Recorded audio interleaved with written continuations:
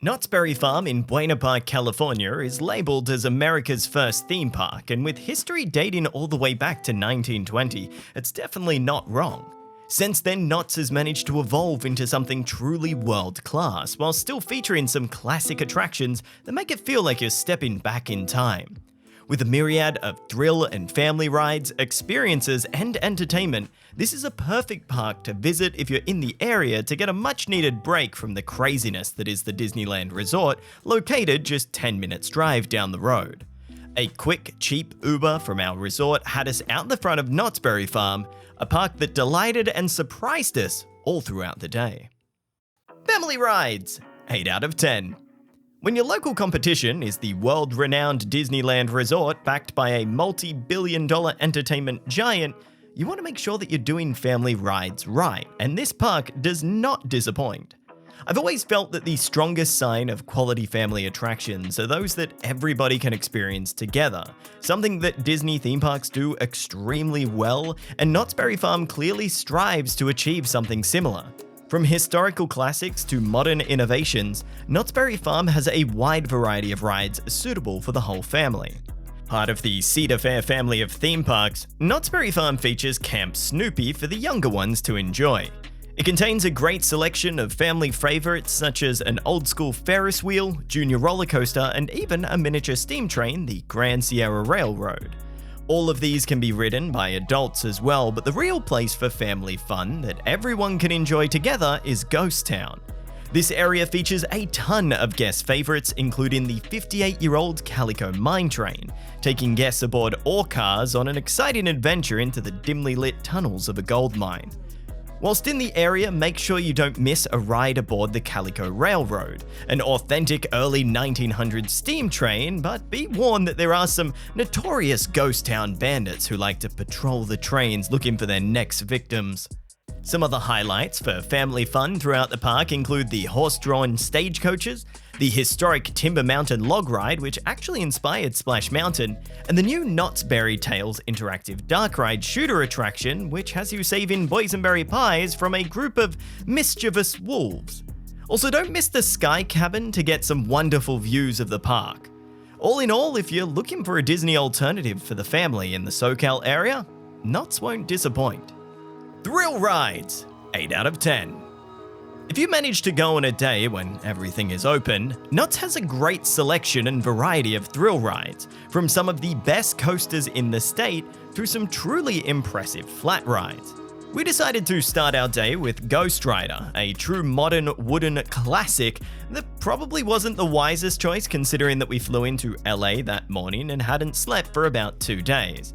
After that, I decided to take it a little slow, but thankfully Luke has visited Knott's plenty of times in the past and promises me that many of the thrill rides and roller coasters are next level, including Silver Bullet, a B&M inverted roller coaster that is about as smooth as they can come. The only major addition that was down when we were there was Accelerator, which is disappointing because I absolutely adore launched roller coasters, but these days they seem to be down more than they're up. Some of the other rides on offer that were open include Pony Express, which is probably the most unique motorbike-type coaster Luke has ever ridden, though that isn't a super high bar as he has only ridden 2 of them, as well as some old but still reasonably fun classics such as the recently closed Montezuma's Revenge and Jaguar. This collection of coasters is joined by a decent selection of off-the-shelf flat rides including Supreme Scream and Soul Spin. Knott's continues their dedication to their thrill rides with the announcement of a major refurbishment coming to the aforementioned Montezuma's Revenge, which will be updated to Montezuma, the Forbidden Fortress, and is expected to open in 2023. Experiences, 9 out of 10. I'm going to reiterate something. Ghost Town Alive is exactly what Star Wars Galaxy's Edge should have been. Filled with bandits, cowboys, robberies, and the general affairs of the town, it truly felt like you were stepping into a living, breathing world. Interacting with the citizens always provided an opportunity for immersion, whether it was running an errand or helping to track down a local bad guy. One of my favorite situations was when we were asked to take the brand new newspaper headline to the town hall, and whilst in there was a group of children forcing one of the bandits to do work at the mayor's desk as punishment for their crimes. They kept on greeting everybody how they needed to get clean, and it was a level of interaction that I've never experienced before, and you probably won't be able to experience outside of Knott's Berry Farm. I've been to gold rush towns and open-air museums with similar vibes, but not something that is entirely free within a theme park that has world-class amusements around every corner. The only reason that Knott's doesn't get a 10 for experiences is because the event is seasonal, and there's a good chance that many people will miss this unless they make the effort to visit specifically during the summer. This area is in no way disappointing outside of the Alive event, as they still have traditional crafts and interactive activities throughout the year, just on not as large of a scale. Additionally, for a surprisingly long time, the park offers a seasonal event called Knott's Summer Nights, which is included in regular admission that we got to experience a little bit of, though we didn't stay too late because we were very tired. Most of the additions merely add to the atmosphere of the park, but it does provide a few other experiences scattered around. This isn't the only time of the year you can experience limited events, with their Christmas season also bringing in some great limited time offerings, and the park turning spooky at Halloween with the much-loved Not Scary Farm event. But all in all, if you have the opportunity to go during the Ghost Town Alive event, I highly recommend it because it is literally one of the greatest experiences I have ever had the opportunity to enjoy within a theme park. Entertainment, 8 out of 10. Now, Knott's Berry Farm does not hold back when it comes to entertainment. When we visited, the park had all of the expected offerings with Ghost Town Alive that we mentioned above, as well as a selection of live musicians that performed as part of Knott's Summer Nights. Further musical offerings can be found as part of their regular lineup with Crazy Kirk and the Hillbillies, Bluegrass Duo, and a live pianist on a bicycle in Memory Lane.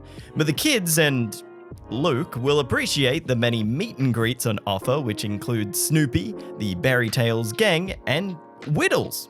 I still don't know who Whittles is, but he was cool to meet. Ultimately, the variety leaves a little bit to be desired, and we are still in a post-COVID world, so there are many acts that will slowly be added to the lineup over time, like Luke has experienced a cowboy stunt show, which hasn't returned yet. But the entertainment is not at all disappointing, especially when combined with the experience of their seasonal events, such as Ghost Town Alive.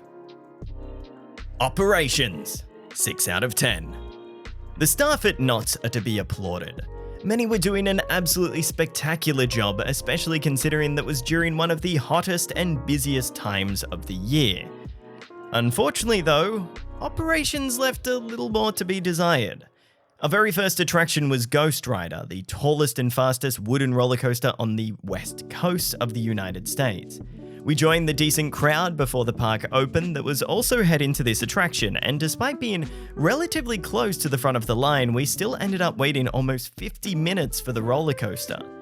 Oftentimes this was because the standby queue was heavily disadvantaged compared to Knott's Fast Lane, their paid skip the line offering, and doing so at the start of the day meant the attraction could never really recover, fluctuating between a 90-minute and 3-hour wait. Most of the big-ticket thrill rides were like this as well, which should be expected considering the park's core demographic of teenagers, young adults, and thrill seekers. But it did mean that many of the historical attractions were a much shorter wait, which was nice. I understand why Fast Lane exists, especially in a post-pandemic world where parks need to recuperate a lot of losses, but the system needs to be optimized to ensure that it's fair for all parties involved. By the way, if you enjoy what we do, consider subscribing to our channel. Or if you want to support us further, why not join our Patreon? Patrons get access to exclusive content not seen anywhere else, including our newly released Parks After Dark podcast, which explores the darker side of theme parks.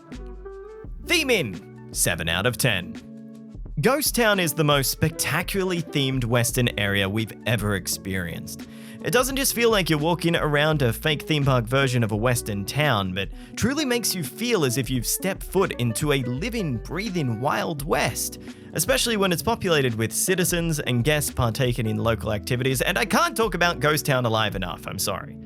Whilst Ghost Town is the real standout in the theming department, there are collections of themed sections that contain perfections, but that's my objection, in other areas of the park to give them a little bit of flavour, such as the Mexican-themed Fiesta Village and the Seaside Pier-inspired Boardwalk. And considering that it is a Cedar Fair park, these areas are also joined by the always well-themed Camp Snoopy Children's area.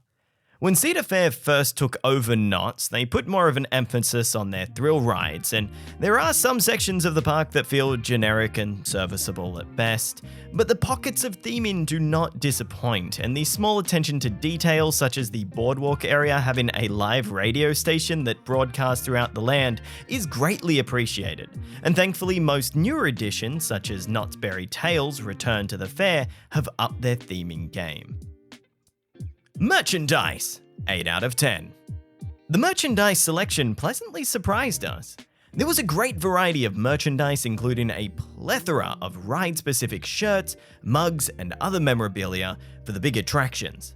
The Ghost Town section of the park had a really strong selection of specific calico merchandise, including some wooden, unique engraved pins and engraved drinking glasses. Whilst you're looking around for that perfect item to take home, just be careful. A lot of the merchandise seems to be quite store-specific, making some items hard to find in different parts of the park. So if you see something that you must have, maybe grab it whilst you can to save yourself hunting for it later in the day. Also, if you just run out of time in your day to get some merchandise shopping, there's a nice big gift store in their downtown Disney-type area called the California Market. This store features a best-of selection of merchandise throughout the park, so there's surely something there to take your fancy. Affordability, 8 out of 10. Knott's Berry Farm is a very affordable theme park to visit, and, well, it kind of has to be. Situated just 10 minutes drive from Disneyland, many might consider that a bad thing. But as Disneyland continues to get more popular and raises their prices, Knott's Berry Farm comes in to sweep up those scorned by the mouse. A day ticket starts at $69 US, but for $7 a month after an initial payment of $53, you can access Knott's Berry Farm whenever you want for an entire year, and also includes a 10% discount on food and merchandise.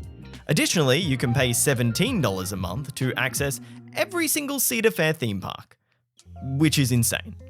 This is $199 cheaper than Disneyland's most basic Magic Key that only allows you to have 2 reservations at a time, something that is surprisingly limiting and does not include most weekends or even Fridays, so it's clear why a lot of locals are now moving over to Knott's Berry Farm. Food, merchandise, and alcohol were all decently priced as well, but coming from Australia, we don't really see a problem with the pricing of theme park food. We're just kind of used to those prices in our everyday life. If I could recommend any food, leave the park and head to the front for Mrs. Knott's fried chicken. It's only about a 2 or 3 minute walk, but it is unbelievably good and pretty decently priced as well. The only thing I take issue with is Fast Lane, which is sometimes more expensive than entry to the theme park. Again, I know why this exists and it's to make money, but I just think that many parks are walking a tightrope between convenience and greed. It gives me similar heebie-jeebies to how you buy a cheap razor only to be forced to pay a fortune in replacement razor heads. Atmosphere, 7 out of 10. Stepping into Knott's is like stepping into history with all the vibes of a local small-town park. It's clear that this park is mainly catering for Southern California locals and not directly trying to compete with the Disneyland Resort down the road. Despite there being long waits and the park being busy, surprisingly we were still able to have some times where there were nice opportunities to just absorb the sights and sounds of Knott's Berry Farm without there being very many people around. But the additions of Ghost Town Alive and Knott's Summer Nights meant that there was always something around you to stimulate the senses. Knott's has been in the headlines recently as they've started to crack down on local teenager activity in the park, something that seems to have become a big problem over the years, but whilst we were there we didn't notice any problems. Everybody appeared to be very respectful to us, the staff, and each other. Services, 7 out of 10. Like a lot of local theme parks in America, Knott's contains a number of franchised restaurants throughout the park, including Panda Express, Cinnabon, and Johnny Rockets. Though having a milkshake sitting on your stomach may make you choose your next few rides carefully. Mentioned before, we do believe that everybody should try Mrs. Knott's Chicken Dinner, which has to be some of the best fried chicken we've ever experienced anywhere. However, if you don't have time to sit down to eat, make sure you drop by the takeout chicken to go to get your Mrs. Knott's chicken fix piece by piece. Originally being a berry farm, Knott still has a lot of berry-based food and merchandise for you to try, including a delectable ton of boysenberry items. If you're looking for a nice take-home souvenir for your family, I recommend the boysenberry chocolate, which was delicious, though you may only want to have a small square at a time due to its richness.